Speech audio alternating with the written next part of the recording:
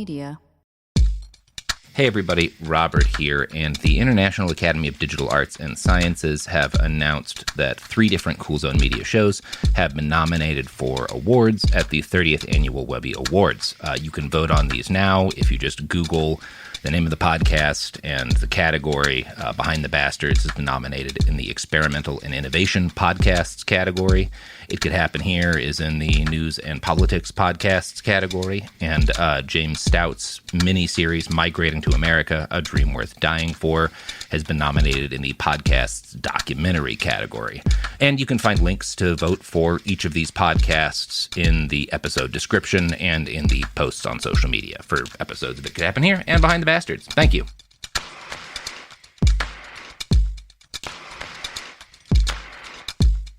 Welcome, pod, to Behind the Bastards cast.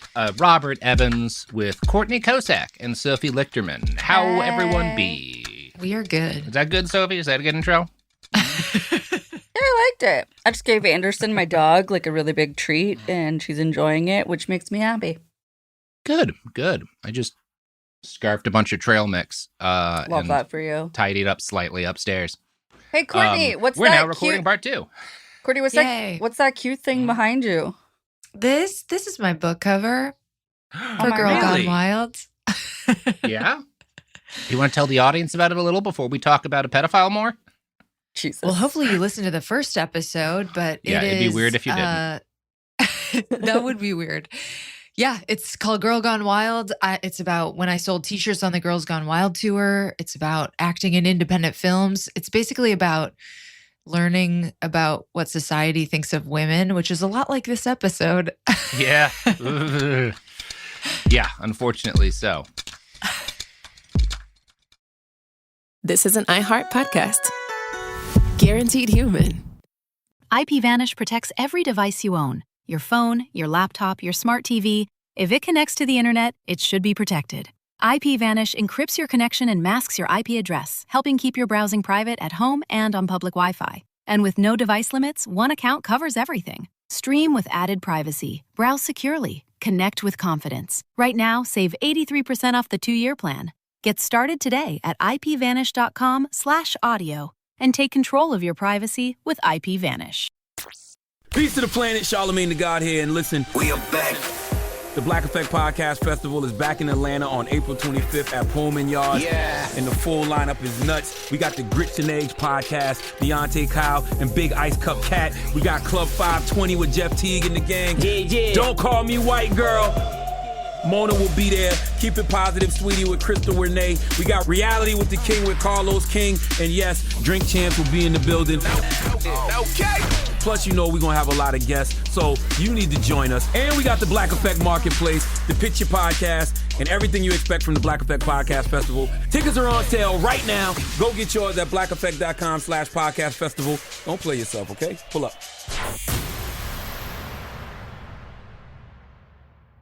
Then she says, have you seen a photo of my son? And I'm like, who is this person? Welcome to the Boys and Girls Podcast. Arranged marriage is basically a reality show, and you're auditioning for your soulmate. And who's judging?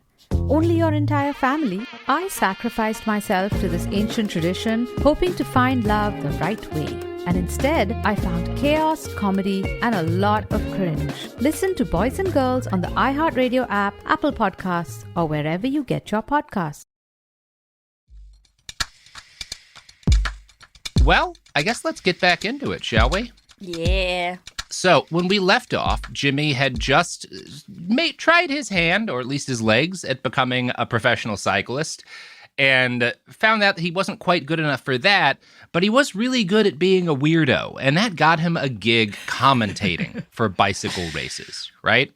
So his first proper media job was calling races for the Daily Express, because that was the newspaper that was funding the first Tour of Britain race. Back in the day, newspapers used to have money, and they would fund or support stuff like big races and the like. It's been a while since newspapers worked that way. That was like a pain laugh. That was like a triggered cackle. I was like, oh. But it wasn't all good, because clearly that's how Jimmy Savile gets his fucking break, right? So this newspaper that's funding the races he's doing, sees, oh, this guy might have this guy might have like what it takes to be a star. So they make him a race commentator, and he is very good at that job. They pay him a sizable fee in 1954, and this jumpstarts his career as a bona fide celebrity. He becomes the face and voice of the Daily Express, and that starts to earn him attention from the BBC and from Radio 1, which is the BBC's radio thingamajigger, right? Now, back then, the British media environment was much more restrictive than it is today. And the BBC has essentially a monopoly on legal radio play, right? You're not allowed to just have another radio station, right? You get in trouble for that.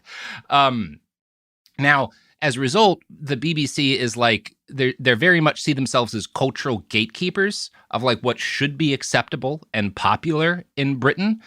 And this pisses off everyone because people who run the BBC are old, stuffy, rich assholes, and they have terrible taste in music. And this is the moment in which pop music is starting to explode. You know, you have this period of time, like the mid to late 50s, early 60s, where we talked about this on our episodes about Phil Spector with my buddy Will, Greasy Will.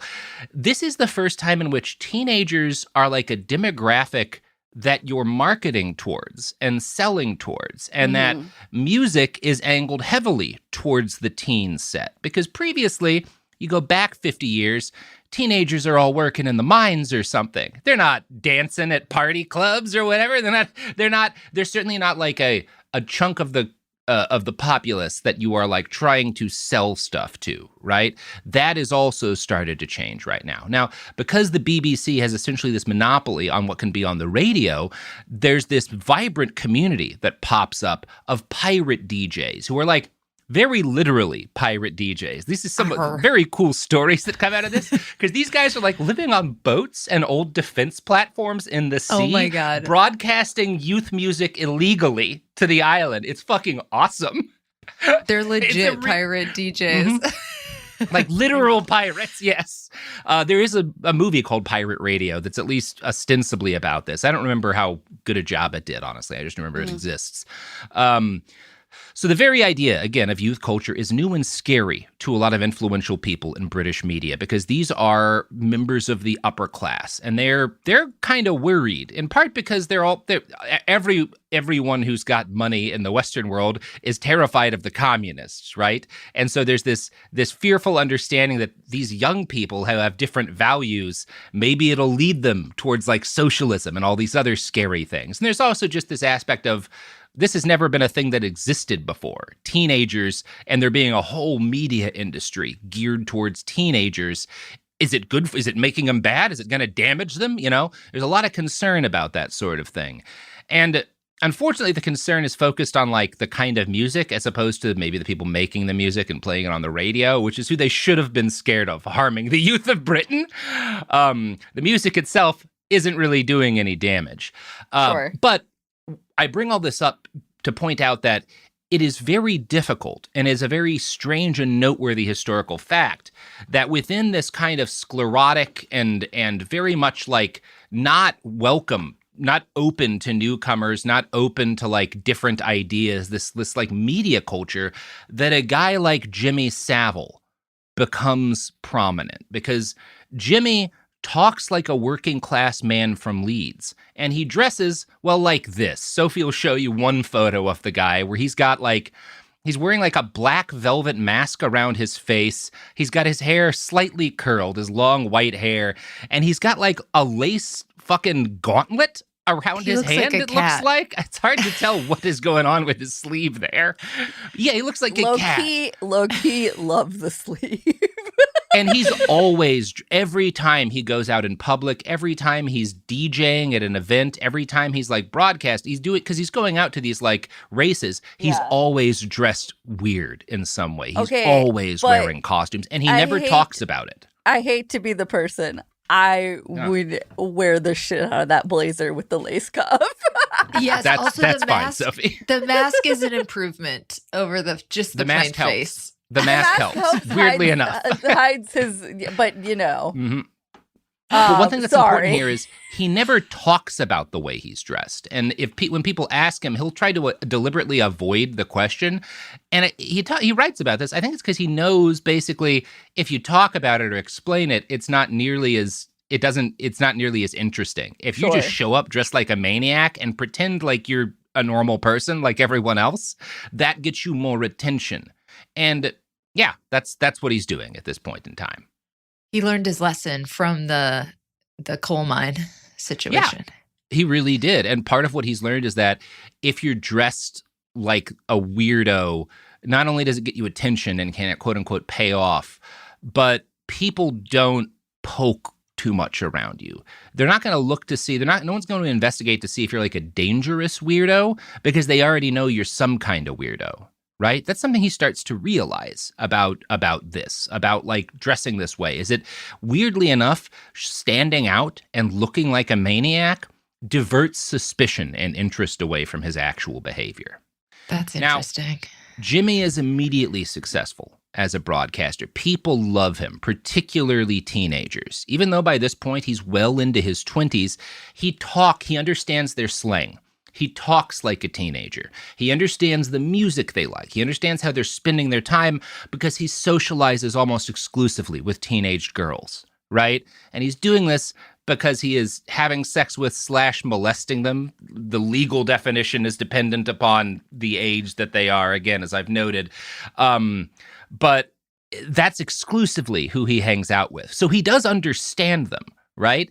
And at the time, other people in the media are just like, well, he's the only one these kids seem to really like get. He understands the kids, and we know there's a lot of money there. So we better keep paying Jimmy Savile because he's the only adult we know who can communicate with the teenagers, right? How old is he? Nobody thinks to go, and I wonder why that is. And no, not at this point in time. There's nobody's concerned about that. Is he like mid-20s? Sorry. Yeah, he's in his 20s. He's in like his mid-20s by this point. Okay. Mid to late 20s during this period. And part of what's happening is they're scared of the teenagers, right? This is a frightening and anarchic seeming new segment of the culture, and Jimmy can control them. So a big part of his early success and fame is his ability to convince people in the media who come from money and who are part of this, like, this rarefied air of people who got to do that job back then, that I can make these kids less scary and uncontrollable to you. I know how they tick, and I can control them, right? Okay. That's why they're hiring him, right? So that's great. Basically, he provides these media elites in Britain at the time with a degree of control and predictability over a bunch of teenagers who scared the living shit out of them. Now, good stuff. Nothing like this has ever happened since. His main job was still DJing, and by this point, he's helping to manage the Mecca Dance Hall. He is like the manager of the whole dance hall, and he's often doing shows. And he hits upon the brilliant idea in 1955 of playing top pop hits for his audience while they waited for the house band to rest between sets. So normally, you just have the band stop, and maybe you'd have a secondary band do something or whatever, but Jimmy comes in and he starts DJing and just playing the hits for these kids. And he's really good at knowing what they want to hear, and he's good at, he's talking in between putting on these songs. He's getting the crowd amped up. You guys know what a DJ does, right? But very few people are doing that at this point. He's one of the first generation. He'll often claim to have been the first DJ. I don't think that's really true. But he's part of the first generation of guys doing this, right? And this proves to be extremely popular, and it earns him a promotion. So he's given a job managing a different, much larger dance hall in London. So he's now moved from Leeds to London, and he's running this big dance hall, and he's got access to this full-size ballroom and the power and funding to try something more ambitious than that crude gramophone wired to a speaker that he'd used previously. According to the book In Plain Sight, he was connected to the company Westrex, who made turntables. And, quote, he said he walked into the Palais, which is the dance hall he's running, to find an electrician fitting a record deck in the box from which the lighting was operated. He told the man he wanted 2 turntables, and for them to be installed on the stage, one next to the other. It was, he claimed, the first twin turntable system in history. Now, it wasn't. An article I found on CNN Notes, commentators have pointed out they were available decades earlier. But he was one of the very first guys to do this. Jimmy is legitimately quite novel. I'm sure he saw someone else do it maybe, but there aren't a lot of people who did that before Jimmy Savile, who had a twin turntable system running, right? Probably a black guy. Everybody in music's ripping off right. black people at this point. Yeah. But Jimmy does get that reputation as being like the first DJ to do this. And he's got that reputation for quite some time. He also develops a reputation for always traveling with a security team of large and angry bouncers, which he bragged about for years, using to brutalize people who stepped out of line during his shows. He had a zero tolerance policy, and he talks about this a lot in interviews and stuff, because he really liked telling stories about having these big, dangerous men beat the shit out of people at his command. Now, the fact that Jimmy was always surrounded by dangerous men was, Davies suggests, probably due in part to the fact that at night he would pick out one or more of the girls at his shows to invite backstage, and he was scared of their parents, right? So Davies suggests he's kind of lying about the fact that he needed these guys to keep order in his shows. He wanted a bunch of scary big guys around him because he's fucking a bunch of teenagers and their parents get angry, right? And at this point, this is when this stopped it had happened at some point previously, but by this point, he's like 28 years old. It is no longer, even within the standards of the time, people think it's a bit weird that he's pretty much exclusively going after 16-year-old girls, sometimes younger. He's molesting a bunch of teenagers. He's sexually abusing a bunch of teenagers. Some of them, I would say in moral terms, yes. In legal terms, a lot of these are still 16-year-old girls, and that is legal, right? This is important in terms of why nothing is done, right? So one of his first victims was Kathy Kirby, who became a prominent singer later herself, but at age 16 went to see 28-year-old Jimmy Savile at the Palais. She claims he pursued her and her even younger sister, which is not legal. Now, she turned him down, but the next year, in 1956, Kathy got to perform on stage at the Palais and was invited to tour with the band leader, Bert Ambrose. And she says that she hit on Bert, but he turned her down because he was 40 years older than her. And I don't know if this is Bert actually trying to be a good guy or just being creepy, but the way he explains turning her down is that, you need to get some experience. Now, he may have just meant, I'm not going to get with a teenage girl, that's fucked up. But she interprets this as, I need to go have sex with somebody else first. That's what he wants. And maybe that's what Bert did want. I don't know the guy, right? But Kathy, because again, she's a teenager and she's using the logic of a teenager, decides not to say no the next time that Jimmy propositions her so that she can get experience. And again, she's 17 at this point. This is legal, right?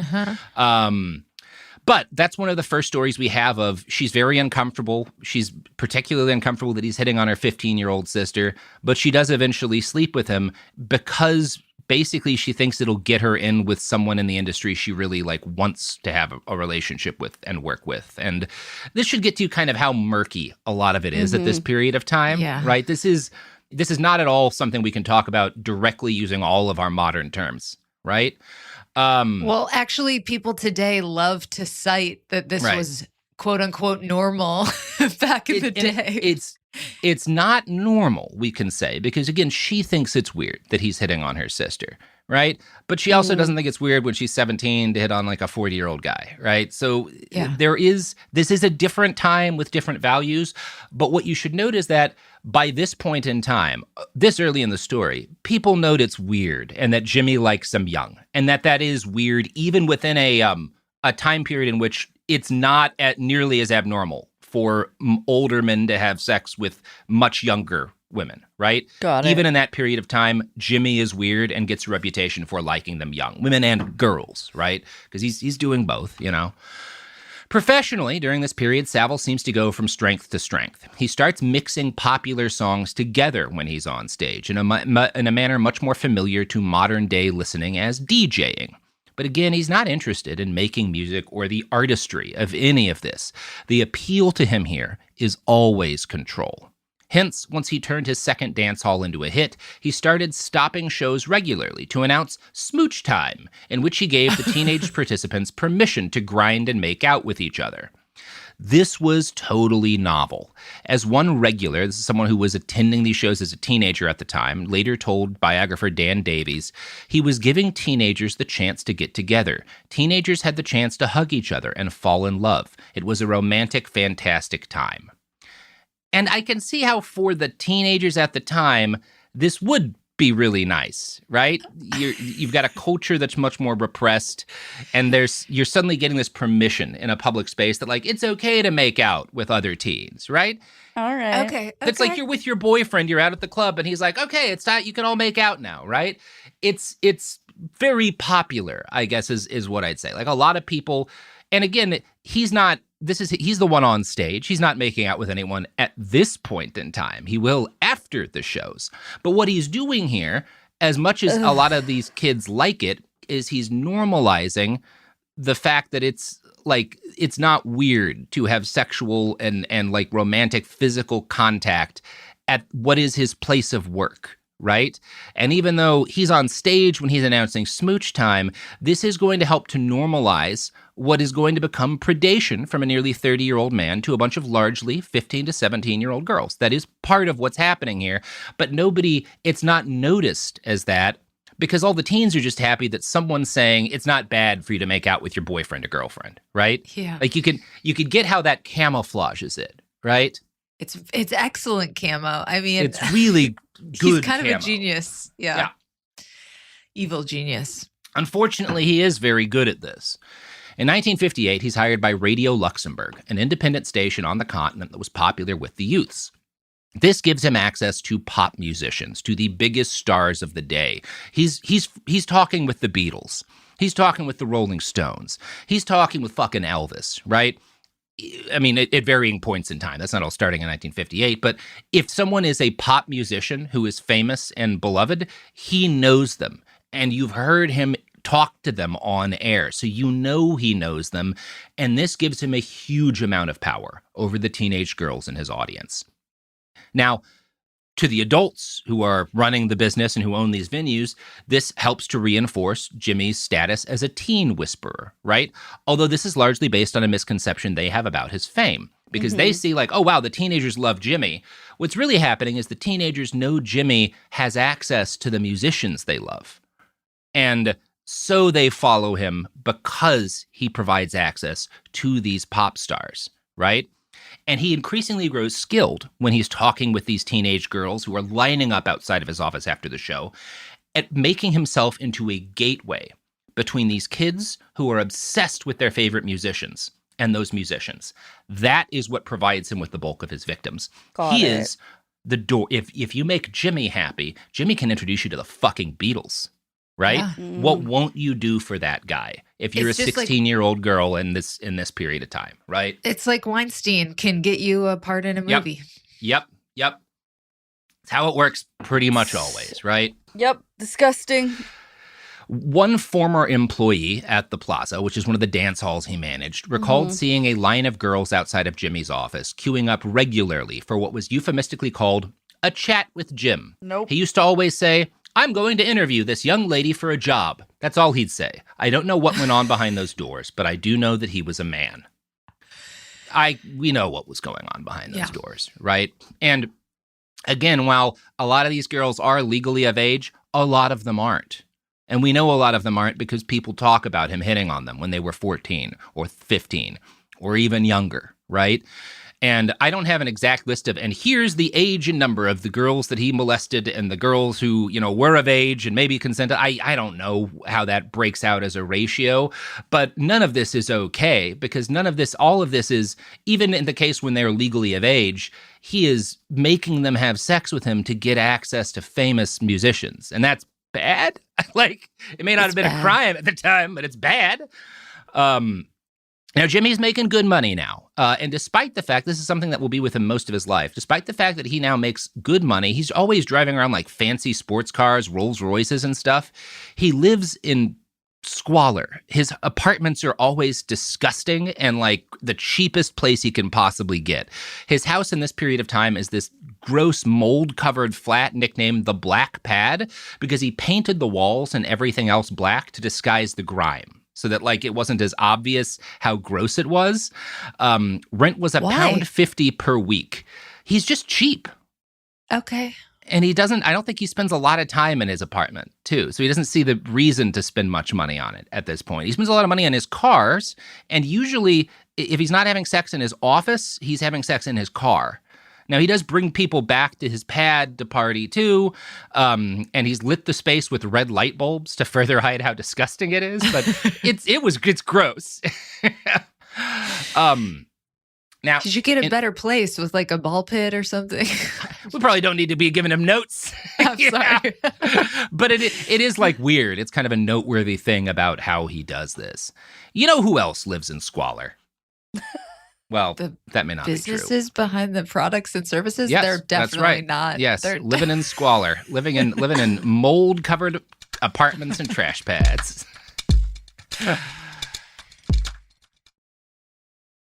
This episode sponsored by Maximus Tribe.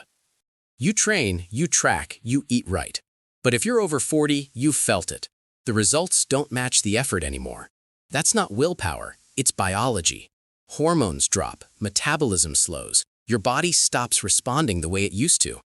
Maximus is the online clinic that reverses your decline with prescription performance medicines, GLP-1s, testosterone, and peptides that reduce belly fat, restore energy, and boost recovery. Over 50,000 high performers have already broken through their plateaus. If you're ready to turn your hard work into measurable results, go to MaximusTribe.com. That's MaximusTribe.com. And we're back. So, in public, Jimmy always wore expensive, ostentatious clothes and drove luxury cars, particularly Rolls Royces. And these also helped to draw teenage girls into his orbit. And by the time they got back to his disgusting pad, he'd usually done a good job of roping them in, promising, I can get you backstage at this show, you can meet your heroes, and get you to come in when, we're going to have Elvis in or whatever, the studio, and you can meet him, if you just do something for me, right? Now, Jimmy is as good as his word usually when he makes these promises for a very good reason, right?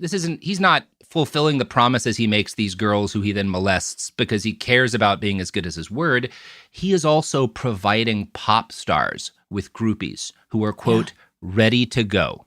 That's the term he uses, and that's part of his job. He is a fixer for these musicians who are traveling all over the world. They're coming past, they're doing part of their tour in London. So they're going on the radio to talk to Jimmy. He's talking to them about, the show they're doing.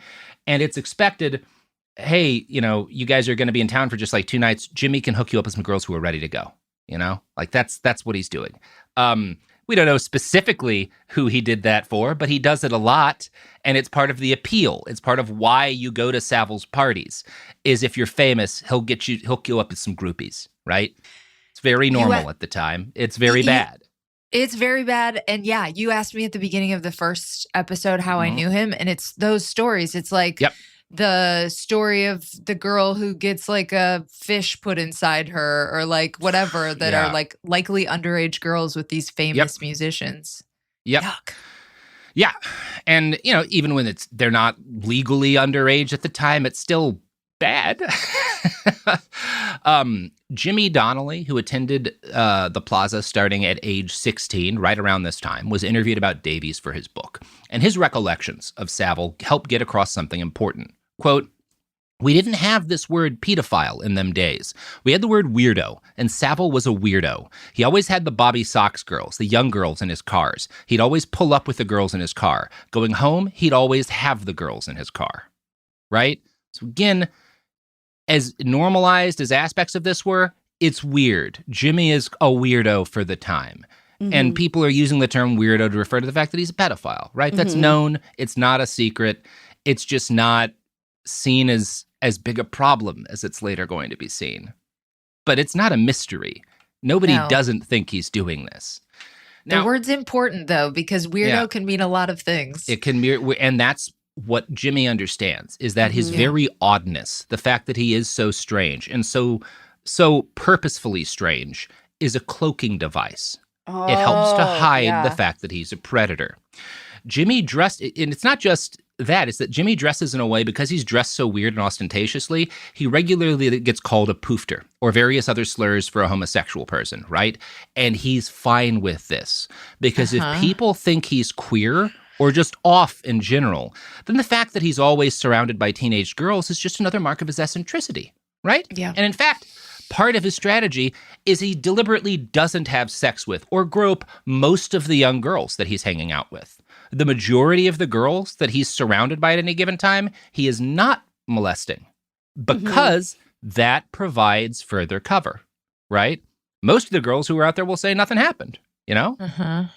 And that makes him seem safer, and it makes it seem less worth paying attention to. Dan Davies relates the story of Penny Ann Rolls, who met Savile when she was a teenage girl working at a coffee shop that was also a concert venue, which Jimmy part owned. She recalled, quote, "One Sunday night, he used to take a few of us to a restaurant, an Indian place in the curry center of Manchester. We used to go there for curry, and he would park his Rolls Royce up. Afterwards, he would take us home with the roof down on his car, and we'd all be singing our heads off. She remembers there were 3 or 4 girls that Savile took out regularly, but insists he never tried it on with her. I never saw him in a relationship with anyone," she maintains. "Between you and I don't know whether he was gay." And tactics like this were very much in line with Jimmy's repeatedly elucidated approach to life. He talked about this as a strategy. I'm going to quote from one specific interview he does near the end of his life, but he repeats this sentiment in numerous places over half a century. "You see, I never ever thought that I was clever. Tricky, yes, I'm a very tricky fella, but tricky is much better than being clever. If you are clever, you can slip up because you're clever. But if you're tricky, you don't slip up. You never slip up if you're tricky." Fuck off. Fuck off, Jimmy. Unfortunately, it works. Yeah. But he talks like he's talking. This guy is being like, "I'm tricky. I'm always around teenagers. No one ever has noticed what's wrong with me." What a mystery. This guy was molesting people for decades. We couldn't have known. What a slippery little fuck. What a little grimy It's little tricky worm. also because like people expect less of the trickiness versus the cleverness. I don't know. Right. Yes, exactly. Now, in books and interviews, reporters would always note that Jimmy never talked about his inner life, right? You can go through he wrote books about himself, multiple ones, and you don't get anything about what he actually does on his own or who he is as a person. And in fact, Jimmy claimed not to have an inner life. He would talk about this regularly. I believe it. Yeah. Yeah, I kind of do too. He keeps incredibly busy, not just with work, but with sporting events. He continues to be an athlete of varying kinds this whole period. And while he's rising to fame, during this time when he's emceeing events and running all these dance halls and stuff, and this popular DJ and on the radio, he's also a prominent wrestler. Okay. And in fact, he gets into wrestling, and he tries to use his fame, the fact that he's kind of famous as a broadcaster, to jumpstart his wrestling career. And the fact that he is so well known does make him popular to promoters. Like, promoters love having Jimmy Savile on because people will show up to watch him wrestle. But other wrestlers hate it because he's not really a wrestler, right? And he's kind of like stealing his way to the top. He's like Logan fucking Paul in WWE. He's Logan Pauling it, right? Yeah, real WWE fans hate that guy. Yeah. The website Pro Wrestling Stories notes his toe was broken in his very first match. After one bout, he visited the hospital after his testicles had been kicked up into his body. Nice. Thank God. Yeah. Love that for that's him. Fun. Yeah. There's a couple good bits here of him getting hurt. Savile claims to have fought in over 100 bouts and proudly lost all 35 of his first matches. Despite this, and despite his appearance, he was very popular with female fans. One wrestler who did not like Savile and beat him brutally in the ring recalled years later that Savile bragged about girls lining up to see him after fights. He would tell them, "I'll take you and you and you. The rest of you, come back another time. You might get lucky." Ew, bro. Yeah. Now, for reference, here's how Jimmy looked back then as a wrestler. And just, what an upsetting looking man. I don't know how, he looks like one of the, in this, at least his hair isn't shock white. It's a bit shorter and black. He's shirtless. He's in good shape, you can tell. But again, he just Those continues. Eyes. His God face damn. is so upsetting, always, to me. Yeah, he's got real potato shaped face and then just crazy, the hair does unhinged not do eyes, it. Lord Yeah, the hair's Farquaad not ass helping. hair, the bangs Yeah. again, not sure. I mean, I don't want to harp on his appearance, but also fuck him. Yeah, but also his appearance is a big part. His conscious. His appearance is a performance, right? So there is, it's not totally. Question on the wrestling, because Yes. did you say at the beginning that he also messed with boys? Is there any evidence? Yes. We're getting there? I don't know when that starts. I don't know that anyone does. But yes, he molests a shitload of boys, very young ones, as we'll be talking about. I don't know when he begins doing that. We really don't. We will be talking about it later. I have kind of the earliest point that we know he was by, but I don't know how far back that goes. Okay.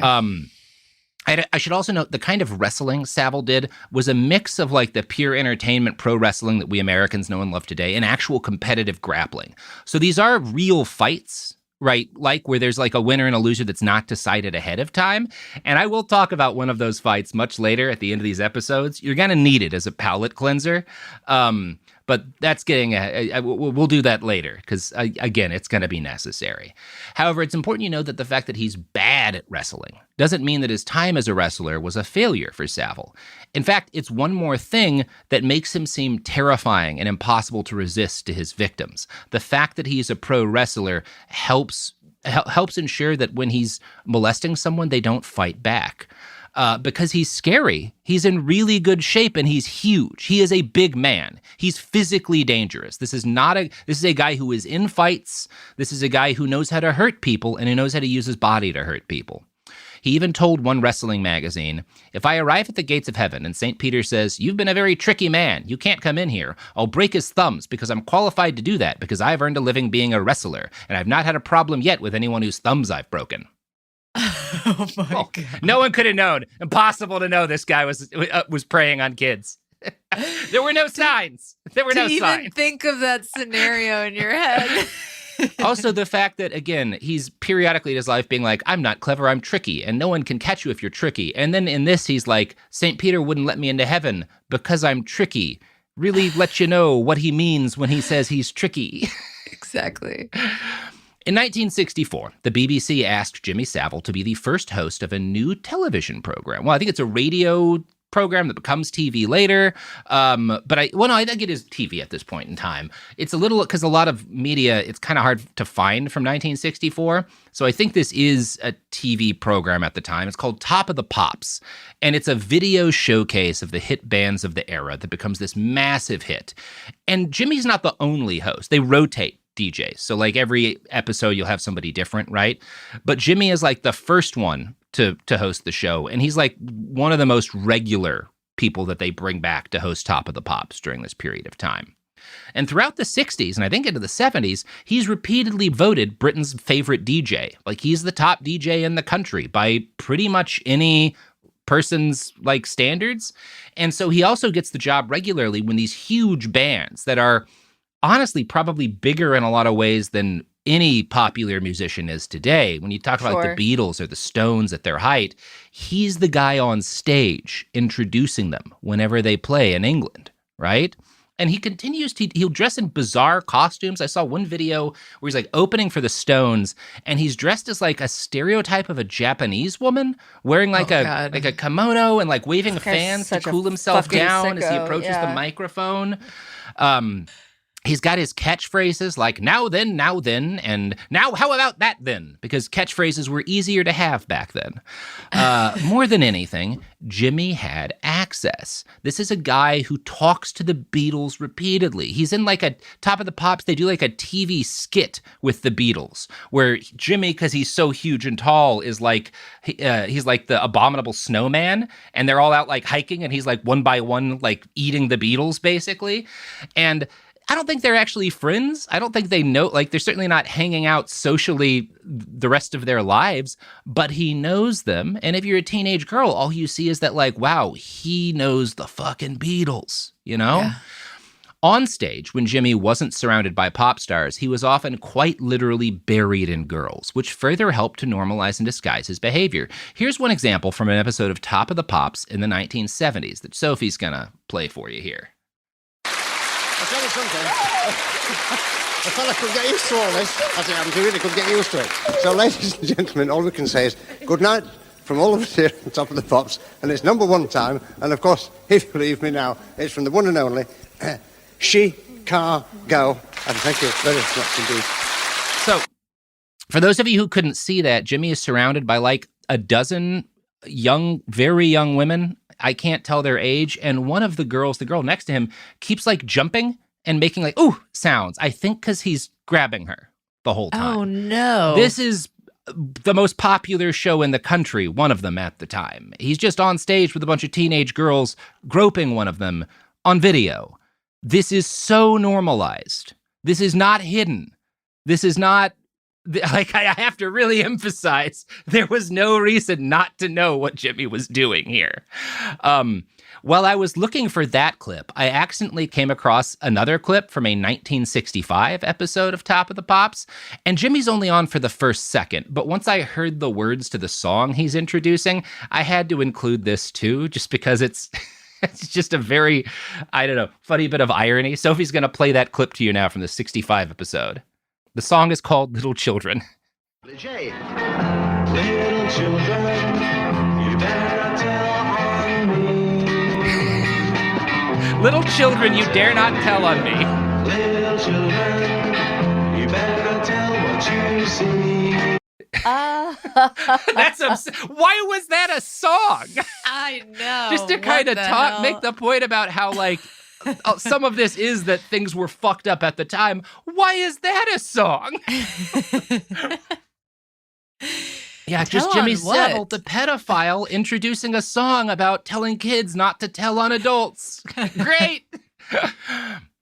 So by this point, by the time, and again, we're in kind of like the mid 60s in this era, Jimmy's moved on from the Mecca. He's running things at a new 3,300 person dance hall called the Top 10 Club, which promised live music by famous pop stars and top international DJ Jimmy Savile. On ads for the club, Jimmy was pictured with a chimpanzee for some reason, and the text, "It's a gas, it's a ball, it's like crazy, man." The club only allowed people 16 and up, which was again the age of consent, but numerous people who attended in those days have made it clear that lying about your age was so easy as to be essentially encouraged. No one's checking or cares if you're not actually 16. Right? And in fact, there's some evidence that, the bouncers, the people like at the gate, are specifically trying to bring in younger girls for reasons I probably don't need to elaborate on here. Now, the Top 10 Club becomes Jimmy's primary, hunting area. Ew. Yeah. And he, in order to maintain sort of this, his kind of specialness, he forbade none of the other DJs were allowed to play top 20 hits. Right? Because Jimmy knows his popularity is based entirely on his perceived closeness to fame. And this further helps to make him seem special and make it seem like he's got access. Jimmy Donnelly, who we heard from earlier, recalled that Savile always left with girls from their mid to late teens, and that it was well known Jimmy Savile liked them young. Now, the Top 10 Club is going to become probably his most reliable hunting ground in this period of life. That's the term Davies uses for it through the mid to late 60s. And both he and the BBC are recruiting girls from the Top 10 Club, right? Savile is recruiting them because he wants to molest them, and the BBC is recruiting them for the studio audience of their hit new TV show, Top of the Pops, because they have just teenagers come in to dance, right? Like, these girls are being brought in to, dance on stage, to be in the background. Mm-hmm. It's like in that clip I've shown you, you just have them as set dressings, right? And so you've got, Cecil Corer, who's the assistant producer for the show and a 29-year-old man. He'll go talent spotting out at club nights at the Top 10 Club, and he'll hand out tickets to girls. And he had said later, I was looking for girls aged 13 to 17, right? That's who he's handing out tickets to be on TV to. Said one Top of the Pops director, if they were dancers or were attractive, obviously they got on. So again, both the BBC and Savile are preying on underage girls. The BBC, yes, because the BBC recognizes that they have sex appeal, quote unquote, to the audience, to the musicians, to the DJs, and they want there to be girls younger than 16 here. The BBC makes that decision too. This is not just Jimmy deciding to molest kids. The BBC wants to put kids in a position where they will be molested. That is a choice made by the people running the BBC, and it is a choice they keep making for decades. That is a very important part of the story. It's disgusting. And surely they're not getting paid. Like No. they're getting paid in the ticket to get molested. They're getting paid in the ticket, and maybe you'll get, with your favorite pop star or whatever, right? That's I think what draws a lot of these kids in, right? Because obviously they're kids. Jimmy maintained his reputation as Britain's oldest teenager by speaking like kids, knowing their lingo and their music. But his larger appeal was the simple fact that he represented access to the pop stars they idolized. Savile was constantly on the air, on TV, or in concerts, introducing the Beatles, Manfred Mann, and of course, the Rolling Stones. And while the kids perceived him as having a close relationship to all these guys, the reality was often uglier. Let's take the Stones as an example. Savile was an early advocate of the band, even when the record company Decca wasn't sure they had what it took to outshine the Beatles. Savile had seen the way audiences went nuts for the group. He described it as rioting, and he supported them. In he gets a newspaper column, so he's writing newspaper articles about the pop industry at this time, and in his discussions with industry insiders. This does not mean that he was friendly with or liked by the band members. In 1964, after their first #1 record, the Stones were booked to play at the Top 10 Club. The crowd that night was, for lack of a better word, insane. Fights broke out constantly, and the police even had to show up. And the Stones, to an extent, part of what they're doing in this time is playing up how crazy their concerts get. This is what's going to kind of culminate in the somebody gets killed at one of their concerts by a Hell's Angels, back in the US, not crazy long after this period of time, because that's part of what makes the Stones famous, is how nuts their shows go, how crazy their fans go for them. But things get so bad this night that the Stones refused to play when their time came up, in part because they've lost their instruments, the instruments they were supposed to have didn't show up, and they didn't want to play with the venue's backup set of instruments. They didn't think they were good enough, and that's just going to make the fans even crazier, which makes them less want to go on stage. So Jimmy, who's out DJing to try and calm the crowd down, gets called up by an aide, and he goes backstage to see what's wrong. And he's told that the band isn't going to play, these instruments aren't good enough, they're just going to leave. And I'm going to quote now from the book In Plain Sight.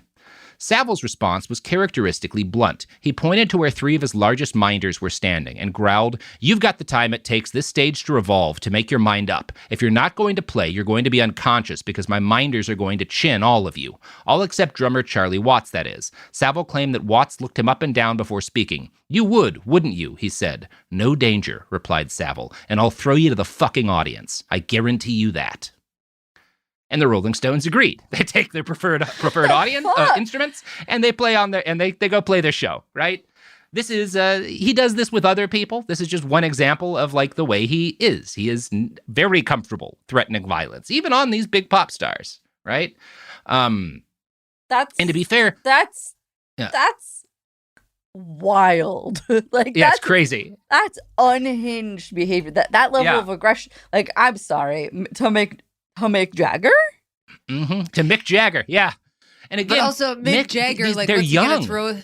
Yeah, they're kids at this point too. They're not that much older than their teenage fans. Whereas Jimmy Savile is now pushing 30 something. He's a mature adult. Yeah. You can't think of the Stones as these massive figures that they are today. Sure. At this point, they're a lot less sure of themselves. That's great context. Thanks. Yeah. So the Stones agree, they play the show, and Savile later told an interviewer that had they refused, I would have had the bastards chinned and slugged to the crowd. If they lived or died, it wouldn't have mattered to me. He's very open about all this stuff. What a maniac. What a fucking maniac. By this point, in the late 60s, he's a well-known MC and public figure. Savile got hired to host shows all over the country. In 1967, the town of Otley hosted their annual Civic Ball and named it the Pop Civic Ball to attract youngsters. Of course, Jimmy Savile was asked to attend as chief guest, and he responded with a list of conditions for his appearance. The first was that his normal 200-pound fee had to go to a local charity, right? So that's what you start. Your first demand is, don't pay me, send the money to a local charity, right? Because that deflects suspicion. Particularly, it deflects suspicion before his second and third condition. I wish to sleep the night on the Cheven, which is a park or something nearby, in a tent, which you will organize, plus sleeping bag and a large torch. And this is the answer that the venue gives. I will personally organize a tent plus sleeping bags and a large torch for you to sleep overnight, and moreover will hold you to it. And his third demand is a guard of honor of 6 young ladies, in another tent, of course, to keep me safe. And the venue answers, I'll organize a guard of honor of 6 young ladies, but I won't be held to their compliance or your safety. Get it? The town, whatever representative of the town is like, I'll make sure there's those 6 young ladies for you, but I won't make sure you don't molest them. Ha ha ha ha. This is in writing. That's called sex trafficking. This is in writing. That's yeah. That's horrific. That's deeply horrible. That's repugnant. Yeah. It gets so much worse. This happens all the time. I've been angry this entire episode, but that in writing is absolutely just, I'm disgusted. Yeah, and this is public at the time. He talks about it to the media, that he made the town provide him with 6 teenage girls, and they did. Everyone knows this. It's not hidden. His fourth condition is that he be given a tour of the local hospital because he likes volunteering at hospitals. We'll talk about that a lot more, but he loves going out and doing it, doing his good charitable work at these hospitals, right?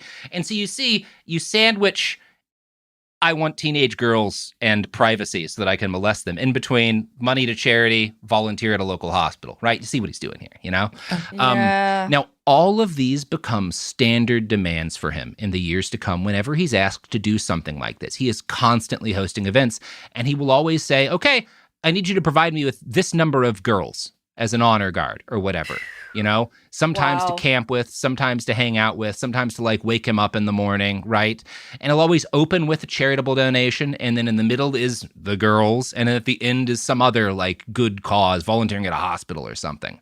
All of these demands, particularly for the honor guard, were publicized at the time. Local press wrote about this. Jimmy wrote about this in his autobiography. In his autobiography, which is published after he is awarded the OBE, or Order of the British Empire, which is a step below knighthood, in his autobiography, he describes the teenage girls that this town provided him with as looking good enough to eat. Now, that's I gross. don't know precisely. This is not hidden. What year are we in, Robert, here? 67. And how old would he be, roughly? He's 29, pushing 30. And has the face of, that is his and face. looks like Jimmy Savile. Yeah. Yeah. I don't know precisely how old the girls were, but they all seem to have been under 18. In the book, In Plain Sight, Davies writes, and he's talking about a woman who was one of these girls and talked to him years later about it, right? The woman recalled that it was bitterly cold when the girls got into their sleeping bags in the separate tent that had been set up for them in that clearing. It was at this point, in the early hours of the morning, that Jimmy Savile, who had been plying them with vodka all night but not drinking himself, came in and tried it on with each of the girls. Although the woman refused to elaborate on what had happened on the grounds that she didn't think it fair on the others in the tent that night, she did describe Jimmy Savile as a disgusting old man and a pervert. Her version of events was that they were saved when youths from the rugby club shot out the paraffin lamps with air rifles. They had followed us up there, she said. She described the girls huddling in the tent while a fight broke out between Savile and the youths. Savile was violent, really nasty once he turned, she added. Thank God. Salute to those teenagers. Yes. Good just for shooting you. a tent with an air rifle. Thank God for you. The honor guard term is so ironic and crazy. Disgusting. Yeah. And it's, also, it's one of the grossest things I've ever heard. Yeah. I was going to ask you, you said the vodka thing, but is this a common thing that Yes, he's plying them? He does not seem to have been very much of a drinker or much of a, I'm sure he did some, but he doesn't seem to have much of a drinker or much into drugs, but he plies girls with them. He does a lot of that in this period of time and later. So we'll talk more about that, but this is as good a time as any to go to ads, I guess.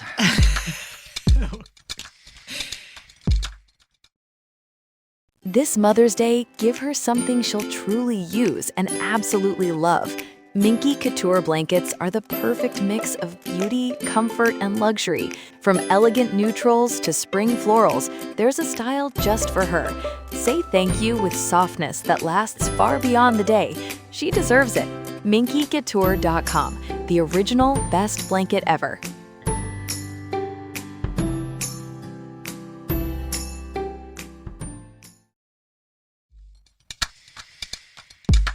we're back. So, the same year that Jimmy Savile helped host the Otley Pop Civic Ball, a magazine called People, I don't think this is the People magazine we have today, I think it was a different magazine called People, launched an investigation into Savile's predilection for young girls, based on numerous complaints by underage girls that he had raped or otherwise abused them. This is happening as early as 1967. The investigation was never published, though, because the editor of the magazine, Sam Campbell, had hired Jimmy Savile as a columnist because he's going to draw in young readers. And so basically, he's like, we're not going to publish an investigation over whether or not this guy's molesting girls. He's one of our most popular columnists, you know? In January of 1972, after receiving the OBE, People, this magazine, published a 4-part series with Jimmy titled Me and My 3,000 Birds, At Last, Jimmy Savile's Own Story. Give you a guess as to what that's about. Disgusting. Oh my God. Yep. Now, when you're, and 3,000's a very realistic, I don't know, maybe not at this point in time, but his victims number in the thousands. And when you're also abusing like women. A pedophile of distinction with his OBE. Yeah, with his OBE. Yes. Pedophile OBE. Now, when you're abusing women and girls at the rate Jimmy was during this period, you're going to need a close circle of cop friends if you want to avoid trouble.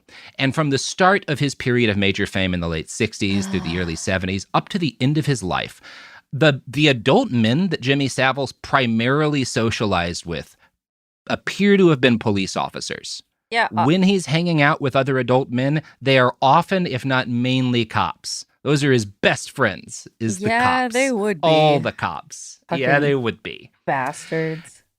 During the height of his dance hall days, Manchester police officer Lewis the Lion Harper was, per Davies, Jimmy Savile's eyes and ears. He's watching to hear if there are any complaints he needs to take care of. Harper was the chief superintendent of the city center and a prominent member of the Vice Squad. As a note, when Harper died, he left more in his will than he had earned in total during his time on the police force. Not crooked at all. Yeah, Not getting bribed by Jimmy. Yeah. Who gave him that nickname? Fucking like the Lion. Tywin Lannister ass shit. What the fuck? One of my sources for these episodes was an article in the UK Tribune by Farrell Kinney. He notes that in Savile's out-of-print 1974 autobiography, As It Happens, Jimmy referenced a female Manchester police officer who attempted to bring charges against him for harboring a teenaged runaway. That means a girl ran away from home and Jimmy was keeping her in one of his houses, right? Yeah. However, this officer was, in Savile's words, dissuaded from going through with this by her colleagues, quote, because it was well known that were I to go, I would probably take half the station with me. Now, does that mean that if Savile were charged, half the station would quit because they were his friends? Or does that mean that if Savile were charged, he would tell stories about half the station because he was providing half the Manchester police force with teenage girls to molest? Fuck. What do you think's more likely? That's so shady. I know what I think is more likely. The finest. Manchester's finest. Yeah. Good guys. Wow.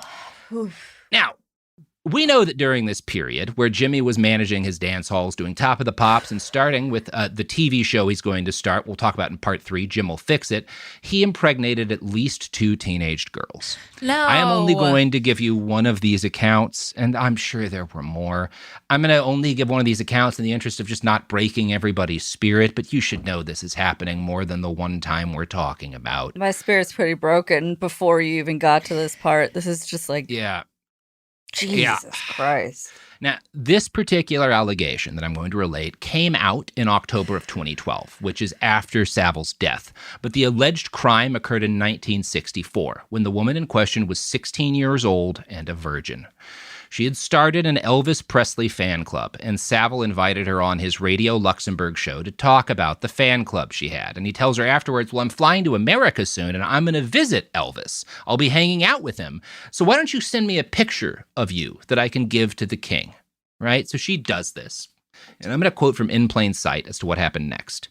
According to the woman, who did not want to reveal her identity, on returning from the States, Savile phoned her house and told her he had a present for her from Elvis. She was understandably thrilled and recalled walking to the London hotel where Savile was staying. She said he met her in his pajamas. He then took her into his room, pinned her to the wall, and started kissing her.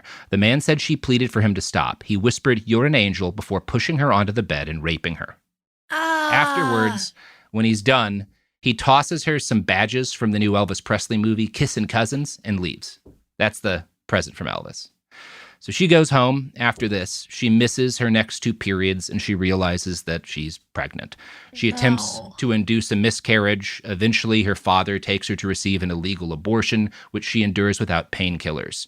This was physically damaging enough that she endures multiple miscarriages as a young woman in her 20s. Again, not the only story like this. And again, to a point of even when someone's technically legally of the age, he is still often raping the people who are legally of age. It's just that who's going to charge him with rape? The cops he's friends with? Yeah. Wow, Robert. Yeah. I wasn't quite ready for that. Yeah. That's what we're only going to relate one of the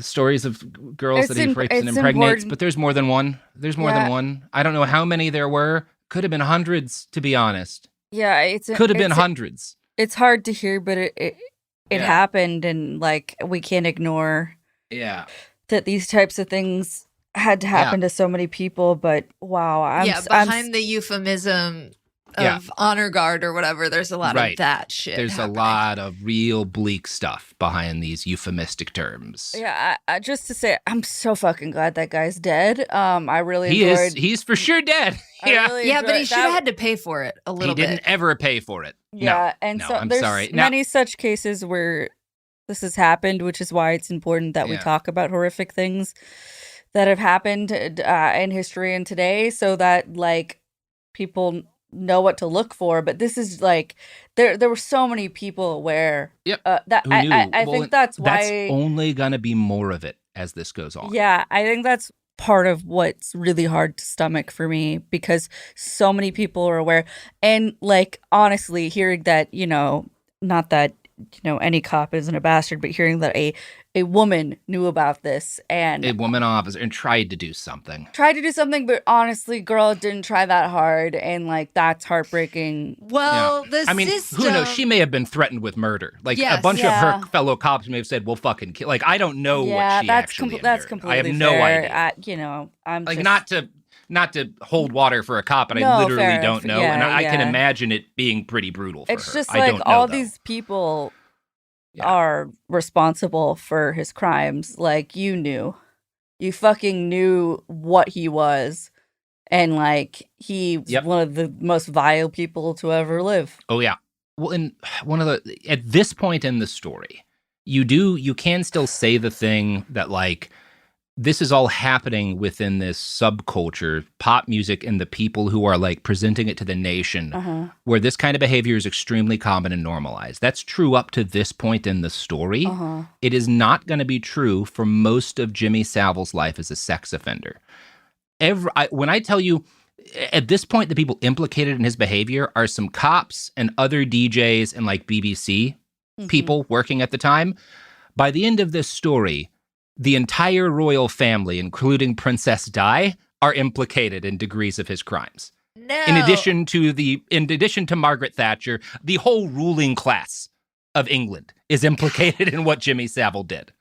So that's cool. We'll talk about that in part 3 and 4 next week. God, I love Princess Di. That ruined it for me. Yeah, I mean, maybe she didn't know anything. I don't know. Prince Charles sure did. King Charles sure did. Absolutely. Well, that doesn't we'll talk about all me. that in the subsequent episodes. I don't know. I know that Di was a good friend of Savile's for a chunk of her life. I don't know what she knew, but we know what Charles knew. And Prince Andrew. Is so funny is when I saw your Epstein episodes, I was like jealous of the guest, and I manifested too hard because look what episode I wound up on. Because he's very much in some ways is kind of like the English equivalent, right? Yeah. In some very different ways, and we'll talk about all that in part 3 and 4. But yeah, you want to plug your book before we roll out here? Jesus Christ. You guys, Girl Gone Wild is similar to this, but different. But Girl Gone Wild is a feminist manifesto. So if you need something to just wash out that gross taste in your mouth after that brutal rape scene we just heard, order yourself a copy. That's the best plug I have.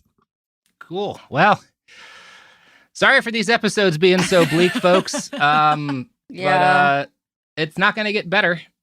But hey, we'll get to, we will get to talk about Jimmy Savile experiencing some degree of comeuppance. Not, unfortunately, if the legal variety. But I am saving a good story for the end of this just as a palate cleanser. So I'll promise you all that. Can't wait. Well, shit. Thanks. Until next week, everybody, touch grass. Pet a dog if they want you to pet it. If you know a BBC executive, sock them right in the teeth, I mean, they're probably, at this point, all those guys are gone, but probably still deserve it.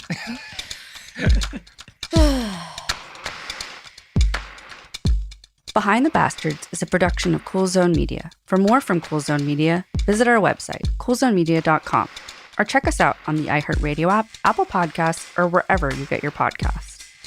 Full video episodes of Behind the Bastards are now streaming on Netflix, dropping every Tuesday and Thursday. Hit Remind Me on Netflix so you don't miss an episode.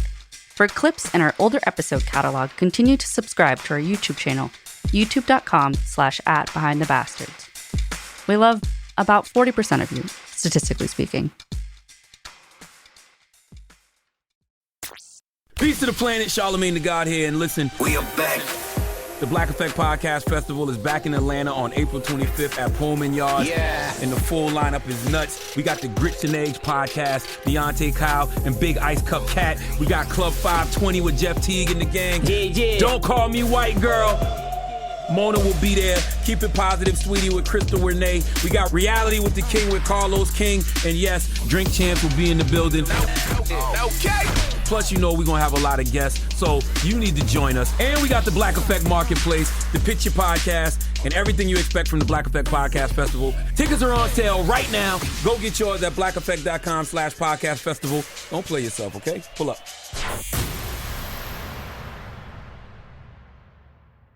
Then she says, have you seen a photo of my son? And I'm like, who is this person? Welcome to the Boys and Girls Podcast. Arranged marriage is basically a reality show, and you're auditioning for your soulmate. And who's judging? Only your entire family. I sacrificed myself to this ancient tradition, hoping to find love the right way. And instead, I found chaos, comedy, and a lot of cringe. Listen to Boys and Girls on the iHeartRadio app, Apple Podcasts, or wherever you get your podcasts. This is an iHeart podcast. Guaranteed human.